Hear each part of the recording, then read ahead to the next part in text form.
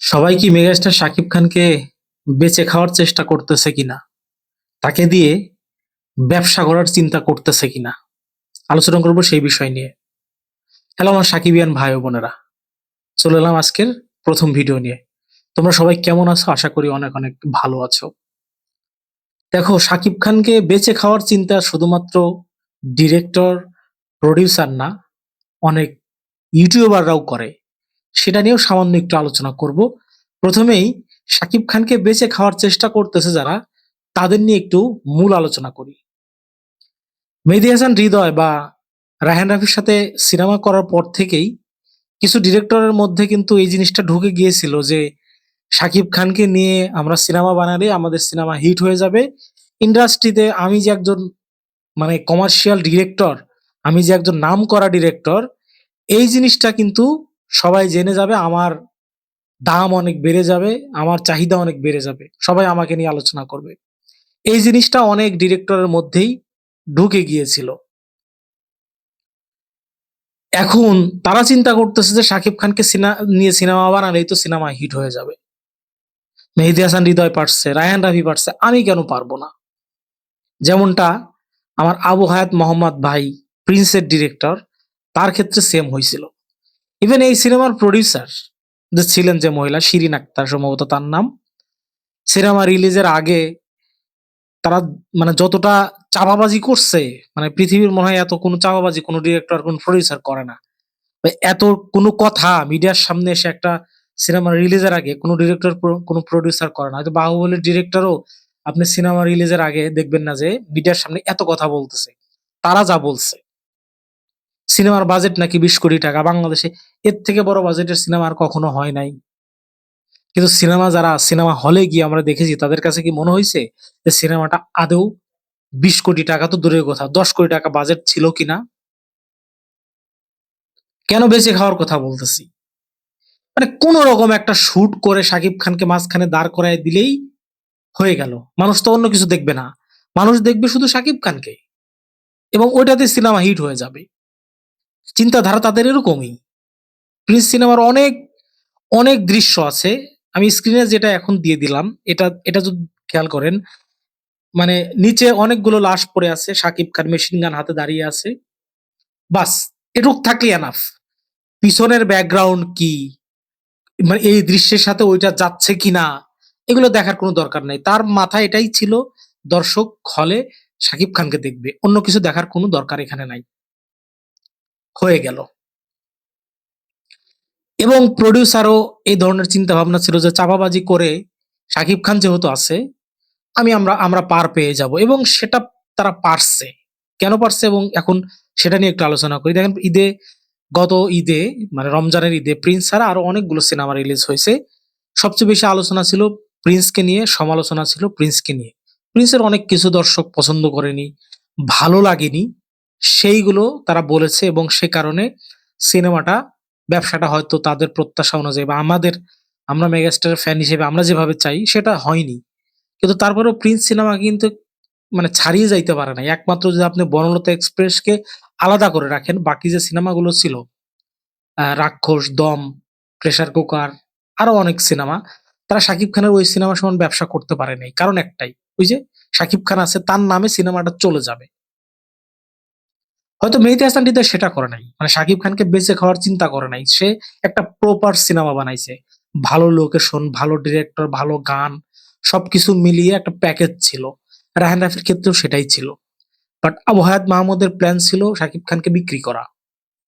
সে যে একটা ডিরেক্টর, এটা মানে জাহির করা ছিল তার কাজ। নতুন সিনেমা আগামী আসতেছে, রকস্টার, এই সিনেমা নিয়ে আমরা অনেক আশাবাদী, অনেক আশাবাদী। গাল গল্প শুনে, চাপাবাজি শুনে, সবকিছু মিলিয়ে আমরা আশাবাদী এখন অব্দি। কিন্তু দ্বিতীয় পোস্টারটা যখন রিলিজ হলো, তখনকার অবস্থা দেখার পরে আস্তে আস্তে হতাশ হচ্ছি যে একটা একটা ফটো আপনি যখন শুট করবেন, আপলোড করবেন, তার আগে তো আপনার ভাবা উচিত এটার ব্যাকগ্রাউন্ড কি, মানুষ এটা নিয়ে কি বলতে পারে। আমি এর আগে বলেছি, হ্যাঁ, সিচুয়েশন হয়তো ডিমান্ড করছে এরকম, কিন্তু আপনার বুঝতে হবে যে আসলে এই মানুষ এটা খাবে কি খাবে না। ওই যে শাকিব খান আছে, ফুটেজের মধ্যে শাকিব খান আছে, সাবিলা নূর আছে, আর কোনো কিছু দরকার নেই। ছেড়ে দাও, আপলোড করে দাও, ভাইরাল হয়ে যাবে, মানুষ ওটা দেখবে। এটা হচ্ছে ইদানিং ডিরেক্টর প্রডিউসারের চিন্তা ভাবনা। এরকম এই চিন্তা ভাবনা আরো অনেক ডিরেক্টরের মধ্যেও সামনে আসবে, যে শাকিব খানকে নিয়ে একটা সিনেমা বানাবো, ধরেন বাজেট যদি হয় 5 কোটি, শাকিব খানকে দেবো আমি 2 কোটি 3 কোটি, বাকি 2 কোটি টাকা দিয়ে আমার হয়ে যাবে। সিনেমার বাজেট 3 কোটি, শাকিব খানকে দিব 2 কোটি, বাকি 1 কোটি টাকায় আমার অন্যান্য সব কাজ হয়ে যাবে। শাকিব খানকে মাঝখানে দাঁড় করিয়ে দেবো, আমি যাচ্ছে তাই বানাবো, ব্যাকগ্রাউন্ড কি দেবো দেখার দেখার দরকার নাই, ভিএফএক্স আবুল তাবুল বানায় ছাইড়া দিব, শাকিব খান আছে সিনেমায়, মানুষ দেখবে। অ্যাট লিস্ট বাকি যে সিনেমাগুলো রিলিজ হবে তার থেকে আমারটা ভালো ব্যবসা করবে। এই চিন্তা ভাবনা তাদের মাথায় থাকে। এখন আসি কিছু ইউটিউবারের কথা বলি, এবং তারা ইউটিউবাররা, কিছু ইউটিউবার শাকিব খানকে তারাও বিক্রি করে খাওয়ার চেষ্টা করে। আমি সেই দলে না রে ভাই। দেখবেন কিছু ইউটিউবার আছে, আমার কথা যারা এখন শুনতেছেন, আমি অনুরোধ করব, আপনি যদি আমার ভিডিওটা এখন অব্দি দেখে থাকেন শুরু থেকে, তাহলে একটা মতামত করে যাবেন আমার কথা সম্পর্কে। দেখবেন কিছু ইউটিউবার আছে আমাদের দেশে এবং ভারতে, 2-3টা ইউটিউবার আছে শাকিব খানের যে কোনো ইস্যু নিয়ে পজিটিভ রিভিউ দিবে, মানে ভালো ভালো করতে করতে মুখ দিয়ে ফেনা ছুটে ফেলাইবে। এই প্রিন্স সিনেমাটা খারাপ ব্যবসা করছে, মানুষের মধ্যে যে একটা নেগেটিভ ইম্প্যাক্ট পড়ছে, এটার জন্য কিছু ইউটিউবার দায়ী।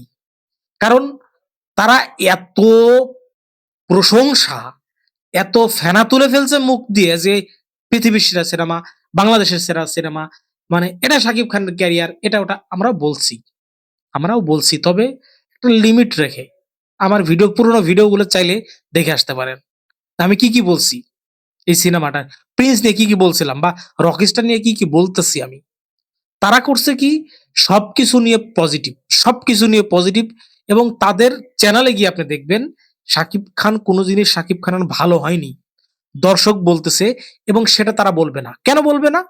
তাদের ভিউ কম হয়ে যাবে, তাদের সাবস্ক্রাইবার হবে না। ভাই, আমি ওই ওই ইউটিউবার আমি না, যে আমি শাকিব খানের ফ্যান, ঠিক আছে, সব শুধু পজিটিভ, কোনো সমালোচনা আমার করা যাবে না, যেটা খারাপ হয়েছে সেটা খারাপ বলা যাবে না। আমি ওই রকম না ভাই। যদি আপনি আমাকে ওই ধরনের আশা করে আমার ভিডিও দেখে থাকেন, তাহলে প্লিজ সরি, আমার ভিডিও আজ থেকে আপনার দেখার দরকার নাই। আপনি যদি ওই মন মানসিকতার হয়ে থাকেন যে ইনি শাকিব খানের ফ্যান মানে সবকিছু ভালো বলবে, আমি এই জন্য ভিডিওটা দেখবো, এটা আপনার জন্য না। আপনি যদি সমালোচনা সহ্য করতে পারেন, তাহলে আমার ভিডিওটা আপনার জন্য। আমি শুধু শাকিব খান না, আমি যে কোনো নায়কের ভালো কিছু হলে সেটা নিয়ে আমি ভিডিও বানাই। দমের টিজার ভালো লাগছিল, সেটা নিয়ে আমি ভিডিও বানিয়েছিলাম, আমার চ্যানেলে আসে দেখতে পারেন। রাক্ষসের টিজার ভালো লাগছিল, সেটা নিয়ে আমি ভিডিও বানাইছি, দেখতে পারেন। বা যদি কোনো খারাপ কিছু, শাকিব খানের সিনেমার যে দৃশ্যগুলো খারাপ লাগছে সেটা নিয়ে আমি কথা বলছি। ভিএফএক্স ভালো লাগে নাই সেটা নিয়ে আমি কথা বলছি। গান ভালো লাগে নাই সেটা নিয়ে আমি কথা বলছি। আমি কথা বলবো। এখন আপনার ইচ্ছা ভাই, আপনি আমার ভিডিও দেখলে দেখতে পারেন, না দেখলে না দেখতে পারেন, আপনার ব্যাপার। আমি সত্য কথা বলতে চাই। শাকিব খানকে নিয়ে ষড়যন্ত্র যে হচ্ছে, তাকে যে বিক্রি করে খাওয়ার চেষ্টা হচ্ছে, এটা আমি বলবো। এখন আপনি যদি মনে করেন যে কেন এটা বললো, এ হয়তো শাকিব খানের হ্যাটার্স, শাকিব খানকে দেখতে পারে না, তাহলে এর ভিডিও আমি দেখবো না। একে সাবস্ক্রাইব করছিলাম, আনসাবস্ক্রাইব করব, করতে পারেন, আমার কোনো যায় আসে না তাতে। আমি সত্য কথা বলবো এবং অনেস্ট রিভিউ আমি সবসময় দিব। ভালো যেটা লাগবে ভালো বলবো, খারাপ যেটা লাগবে খারাপ, সোজা হিসাব আমার কাছে। তেল মেরে মেরে কাউকে আমি আমার চ্যানেলে সাবস্ক্রাইবার বাড়িয়ে নেব, ভিউ বাড়িয়ে নেব, এইরকম ইউটিউবার আমি না। আমার কথাগুলো যদি ভালো লেগে থাকে, যদি যুক্তি আছে মনে হয় যে না, ছেলেটা যেটা বলছে কথায় যুক্তি আছে, তাহলে শেষ বেলায় অনুরোধ করব চ্যানেলটিকে সাবস্ক্রাইব করে যাবেন। আর যদি মনে হয় যে না, ওই যে আপনি তেল মারা ভিডিও দেখতে চান, সবসময় পজিটিভ ভিডিও দেখতে চান, সমালোচনা আপনার পছন্দ হয় না, খারাপকে যেটা খারাপ এটা আপনি শুনতে চান না, তাহলে যদি সাবস্ক্রাইব করে থাকেন, আনসাবস্ক্রাইব করে চলে যান। আর ভবিষ্যতে কোনোদিন আমার ভিডিও দেখবেন না আপনি। আসসালামু আলাইকুম, ধন্যবাদ।